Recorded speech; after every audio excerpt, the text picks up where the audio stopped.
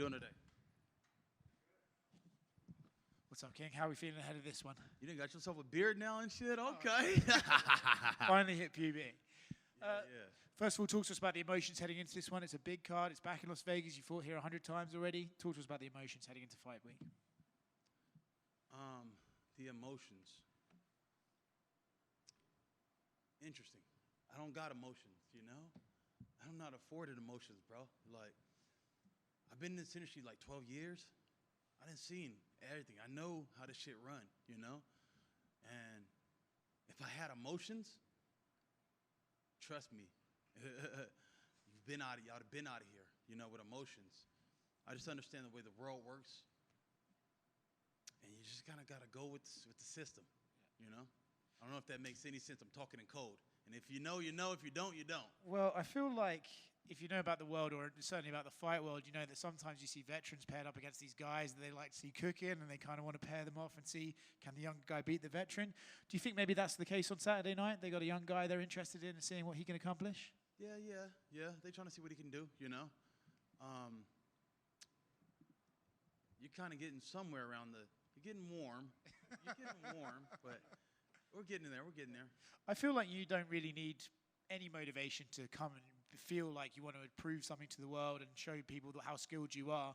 But when, you know, they had the Paddy fight, same sort of vibe, right? When do you think that maybe like, oh, they're kind of trying to build someone off me? Does that make you want to come in here and be like, nope, reminder, I'm still at the top of the game? Yeah. I'm just a contract killer, bro. I'll be at my house, you know, and they'll call me and say, hey, we got a contract for you. You know, go out there and fulfill your obligations. Do what you need to do. And that's all I'm doing, simply. Obviously, we've had the name change King. It's been around for a while now, but, you know, it used to be Bobby King as the nickname Green. Do you have to get a new nickname now that your name is officially King? Are we going to be King Bobby Green now, or how do we make it work? I fucking don't know, bro. I don't fucking know. Be honest, it's like, I got into it with like a lot of dudes in my hood. And we was a bunch of black guys in a circle. And I go, hey guys. Because if you tell a black man he's not a king, he'll look at you crazy. He might even punch you in your face, you know? And we feel like we're naturally kings. And I'm like, I don't agree. I feel like if you're going to be a king, you got to have a castle, you know? Where's your castle if you're a king, you know? And so that's like, and they're like, oh, well, I have a house that I'm renting, you know? I'm like, no, that's not yours, you know? And even a mortgage, it's not yours until you own it. I know we got to still pay property taxes and they can still lose it, but blah, blah, blah. My name's on it and it's mine, okay? And so I own it. And so that's what I was explaining to them is like, hey, we're not kings until it takes certain things to be a king. First of all, you need to be good at heart, you know? A real good dude, real solid and truthful and honest. You're willing to help people and take care of a village. I took care of so many people, you know, helped so many people. And then top of that is having that castle to show the people that I earned this, you know. And so that's the reason I changed my name is just I want to do something different. And some people call me Bobby. Some people call me King.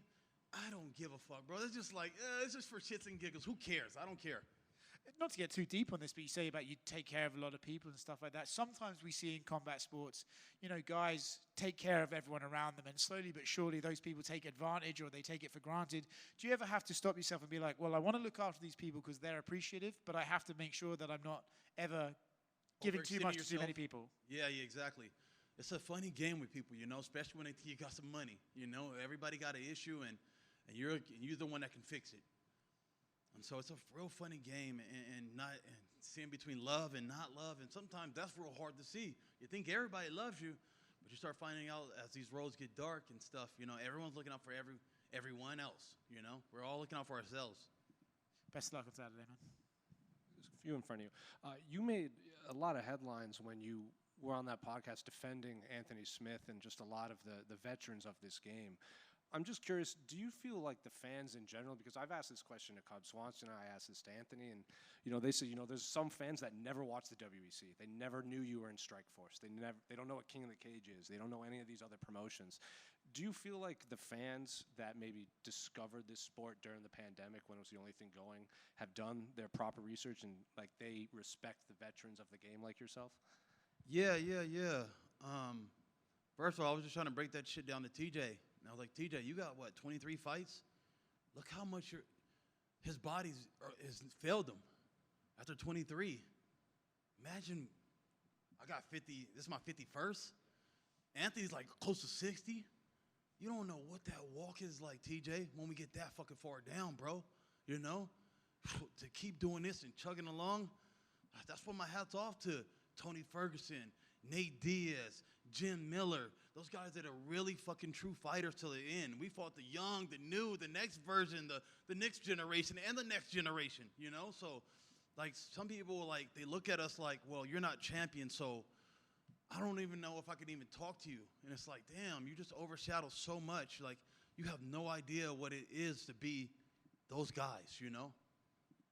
To kind of go off of that, you know, Rufy, your opponent, on one of the embeddeds, he's like, I think his phrase was like, oh, I'm going to bring something new that Bobby's not seen. But he was 11 when you made your pro debut. Sheesh. So do you think that's just like young fighters hear fighters say stuff like that and they think that's what they have to say? Because, like, realistically, what could a fighter like Mauricio Rufy bring that you haven't seen inside of a cage? That's crazy. I'll tell him the same thing. I'm going to show you something that you ain't seen. You know, I know you've seen my fights, but everyone will say, like, once they got in it with me, it was totally different, you know? It's different when we're getting into the actual fight, you know? And so what I do want to tell him, because I heard he was saying, like, I'm going to be talking shit to him, and I'm like, bro, I don't talk shit to anybody. I don't know where y'all got this narrative for me. Like, I'm a good dude, bro, and I don't got no disrespect or hate for nobody, you know? I just tell truths when I'm in there. If you talk to anybody's fault with me, I didn't talk shit to them. I'll just be like, that was okay. I say it's okay. I'm be honest, like, it's okay. Or if I say it was good, I'm like, okay, that one was good. All right, come on, let's go. Let's keep it going. So I'm just not talking shit. I'm more so just telling truth if I want to say anything, you know? And so I don't know where these guys are getting it from. Like, that Grant Dawson guy, he said something like, you're trying to get in my head. I'm like, I've never tried to get in nobody's head, bro. Like, what? That's kind of weird. I'm going to get into your head. Like, that shit's weird, bro. I'm a cool-ass dude. I don't be tripping about nobody. But they just take some shit and think I'm doing some weird voodoo and get in your head. Just a couple more. I don't know if you're a guy that pays attention to, like, where he stands in, like, the lightweight record books, but you know, you have the most significant strikes and total strikes in UFC lightweight history, and you're the only lightweight with over 2,000 total strikes landed. I think the next one close to you is at 1,700, and that's Jim Miller. Is that stuff you pay attention to, or do you even care about, you know, stuff like that in the record books? I don't really try to pay too much attention to it. That means that I go to work. That means I stay busy. You know, that means that I'm out there working, you know, and so that's a great thing to have. I was trying to put way more numbers, but the Patty shit kind of fumbled. I had the worst fight of my life with Patty, and it is what it is, but that's pretty dope, I guess, you know. And just last one. I was going through your past fights just to see how far back it was, like comparing his date of birth to like your debut. And I saw you you had a fight against Charles Bennett, obviously. Can you believe that he's still fighting, like in 2020? He is? Crazy we're still fighting? Well, he goes by Felon now. He goes by what? Felon, Charles Bennett. He doesn't want to be Crazy Horse anymore. I didn't feel low. I ain't heard from him doing so many. I didn't even know he was still doing it. He had a fight 2024. It was just, I think he snapped like an 8-9 fight losing streak, but he got the W. And so people be asking me like when I'm gonna let this go. I'm like, I can't leave when this guy's still fighting. Jim Miller's still fighting. I'm like, I thought about just like, just do one or two more, you know. But Jim's still going. I'm like, I'm not going before him. His Charles Bennett's record is 31-46-2. Holy shit. I mean, when you get up there, at least he's still doing it, you know, and he's still being able to compete. King, can you reflect on your last fight with Patty? You just said it was one of your worst fights of your career. What happened? You ever heard of a blooper? You know what that is? Like a blooper reel where the guy slips on a banana peel and then he falls into a bucket and, you know, like some stupid shit like that. Well, there's some times where I've had so many fights, I'm like, hey, that's new on my list. Like, so I think I went to go punch him, and he kicked my leg, and then I kind of slipped, and I went down. So people were like, why'd you shoot on him? And I was already, like, fucking down there. I kind of just fell into it. So I shot, and then he capitalized on it. And so a mistake I made, fucking just slept on a banana peel. And shit happens like that, you know? I felt like I lost a Super Bowl, and it is what it is. How much did that one hurt because of the, I guess there wasn't a lot of trash talk, but there was some heat. Yeah. I ain't gonna lie, bro. I'm gonna keep this shit real with you. That shit hurt real bad, you know?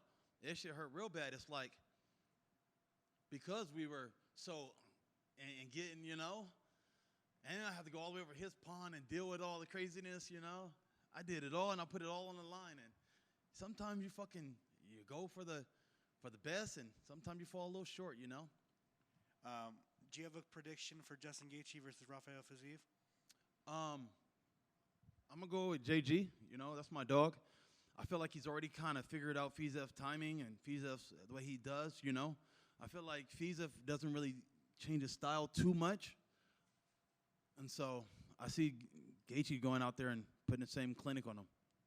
And then last one for me, I just wanted your thoughts on Alex Pereira as someone who is a little older in the game as well. He's newer in the MMA game, but older in life, right? So, just what are your thoughts on him just taking the UFC by storm?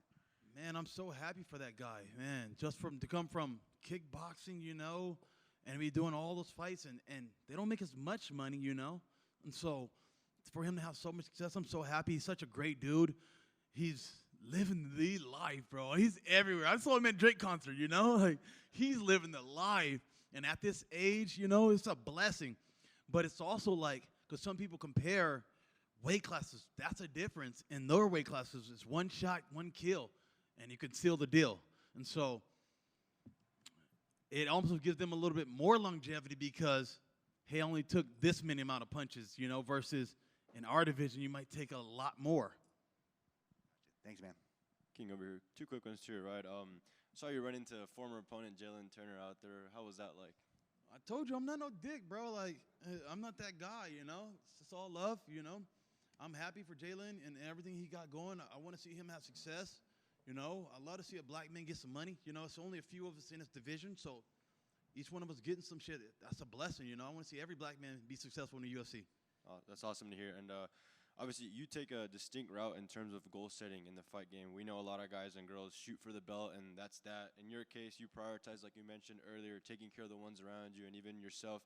Was that the mentality you've always had when you first entered the game and picked up the gloves? And do you think we should see more professional athletes undertake this mentality that you go through?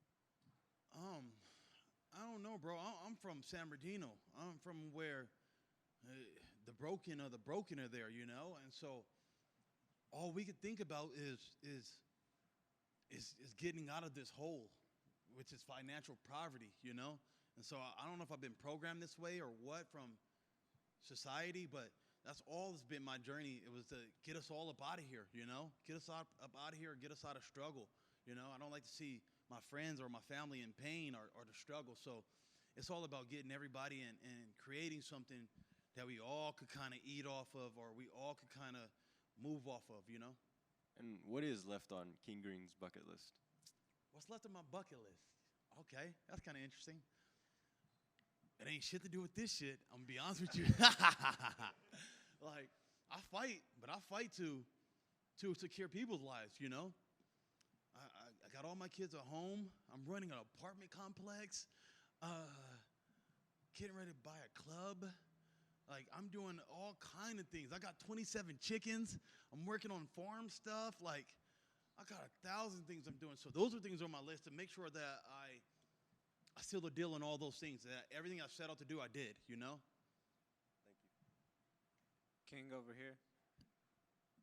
So all these businesses and the apartment complex, all that's in the Inland Empire? Yeah. I got a house in LA I bought, and I got a house in Vegas that I'll be out here in Vegas too. And then, but everything else is in the IE. I'm not going nowhere. I started here, and I want to show the people that I'm born here, and I'm still going to be here until I die.